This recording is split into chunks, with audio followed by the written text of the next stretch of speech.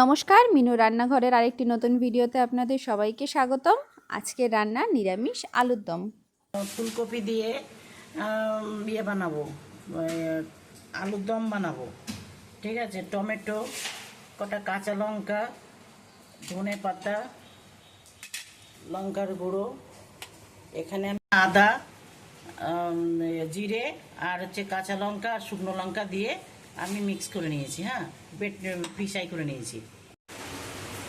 তেলটা আমি দিচ্ছি, তেলটা যেহেতু আলু ভাজতে হবে, কপি ভাজতে হবে, ওই জন্য তো আমি এটাকে তেল দিয়ে এবার ভাজতে শুরু করব।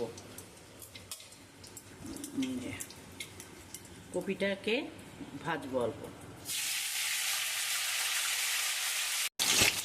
হ্যাঁ, আমার ফুলকপি ভাজা হয়ে গেছে। হ্যাঁ, ফুলকপিটা ভাজা হয়ে গেছে, আমি এবার তুলছি।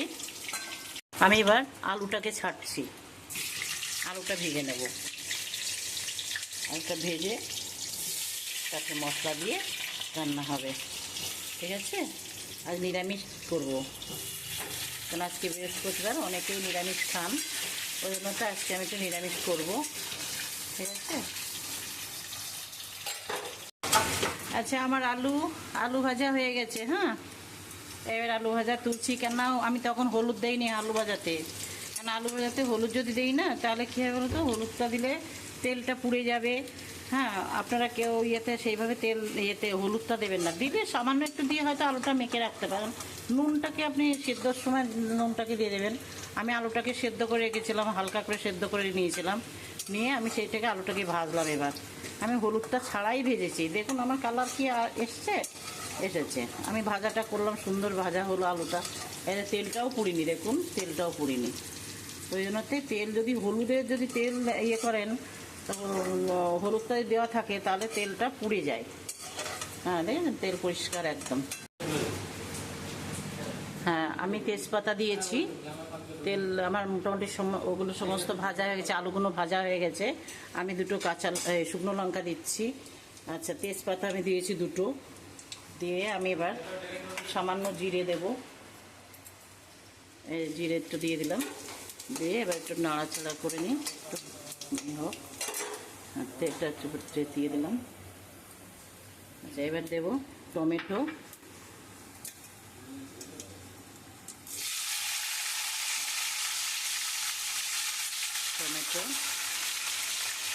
ধনে পাতা দিয়ে একটু নাড়াচাড়া করে নিই। টমেটোটাকে একটু দিলাম আগে, কারণ টমেটোটা দিলে একটু ভেজে নিলে টমেটোর সেন্টটা বেরোবে। ঠিক আছে, টমেটোর সেন্টটা বেরোবে।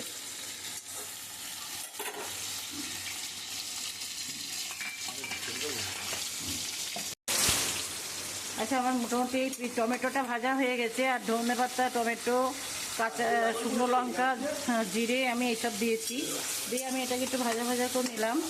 এবার আমি মশলা করে রেখেছিলাম হচ্ছে জিরে, শুকনো লঙ্কা, কাঁচা লঙ্কা, আমার এমনি এটাকে তেজপাতা, আমি সাম্বারা দিয়েছি, তেজপাতা, জিরে, শুকনো লঙ্কা আমি সাম্বার দিয়েছি, মানে তেলের ওপরে দিয়ে আমি এটাকে দিয়েছি। আমরা সাম্বারই বলি। হ্যাঁ, ঠিক আছে, সাম্বার বললে দুই রকম সব বোঝায়, যেমন হচ্ছে ইডলিতে খেলে যে সাম্বার বলে সেই সাম্বার বলছি না। তেলের ওপরে জিরে, তেজপাতা, লঙ্কা দিয়ে ফোড়ন দিয়েছি। ঠিক আছে। আচ্ছা, আপনার হচ্ছে ধনে পাতা দিয়েছি। এবার আমি মশলা দেবো, সব মশলা দেবো।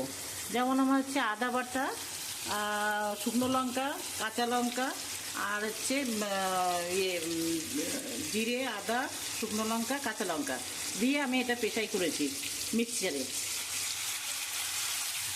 আমি এবার এটাকে মশলাটা কষবো, আর একটু মশলা আছে দেওয়ার, দিয়ে নিই।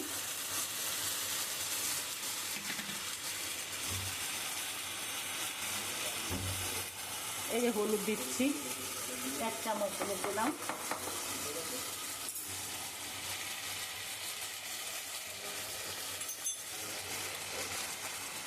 নুন দিচ্ছি স্বাদ মতো।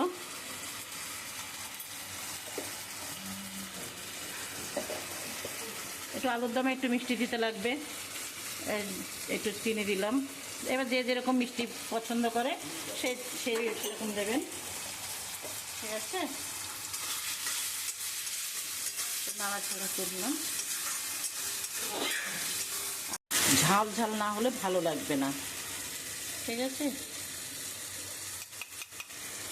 আর লঙ্কাগুলো দিয়েছি, দিয়ে এবার যেহেতু চিনিটা দিয়েছি, দেখবেন চিনিটা যখনই দিই তখনই কিন্তু লঙ্কা, শুকনো লঙ্কা যখনই দেবো গুঁড়ো, তখনই কিন্তু কালার চলে আসবে, ঠিক আছে। এইবার আমি নারকেল কোড়া দেবো।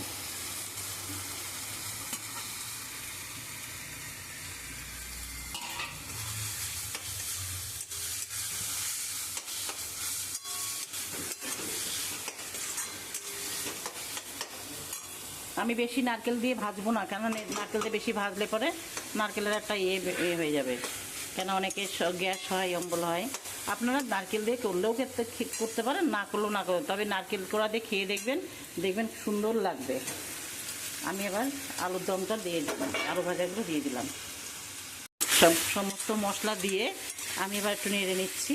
দেখুন একটু নাড়ার সময় দেখুন শুকনো শুকনো আছে ভাব, ঠিক আছে।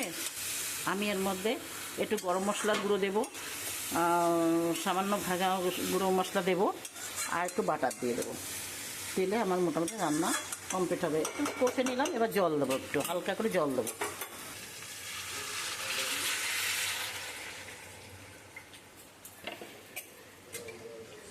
আমি আজকে পোলাও করবো, তো একটু রসালো রাখবো। এটা পোলাও দিয়ে আলুর দম হবে, দম হচ্ছে আলুর দম, আর দিকে হচ্ছে ফুলকপি দিয়ে আলু দম করছি, আর পোলাও বানাবো। আজকের রেসিপিতে তাই থাকবে। আচ্ছা, আমার আলুর দম আমার মোটামুটি হয়ে গেছে। আমি এবার একটু গরম মশলা, এই যে সামান্য একটু গরম মশলা গুঁড়ো দিচ্ছি, একদমই অল্প, ঠিক আছে। জিরের গুঁড়ো দেবো, ভাজা জিরের গুঁড়ো, বাড়িতে বানানো যে ভাজা জিরের গুঁড়ো, আমি সেটাকে হালকা অল্প করে দিচ্ছি, ছোটো চামচে 1 চামচ, এই যে চামচ দেখুন। আর একটু বাটার দেবো, হ্যাঁ আমি একটু বাটার দিচ্ছি। আপনারা এইভাবে রান্না করে খেয়ে দেখবেন, দারুণ লাগবে খেতে, ঠিক আছে। আমি নারকেলটা দিয়েছি, আপনারা নারকেলটা না দিলেও কোনো অসুবিধা নেই, ঠিক আছে। যারা পছন্দ করে যেটা সেইটাকেই সেইভাবে খাবেন। তবে এটা হচ্ছে আপনি পরোটার সঙ্গে, এই আলুর দমটা পরোটার সঙ্গে, আপনি ফ্রাইড রাইসের সঙ্গে, পোলাও, তারপরে হচ্ছে আপনার রুটি, আপনি যা দিয়ে ইচ্ছা তাই দিয়ে খাবেন, ঠিক আছে। কিন্তু খেতে হেভি সুন্দর লাগবে। এই যে দেখুন আমার আলুর দম হয়ে গেছে, আমি এবার নামাবো।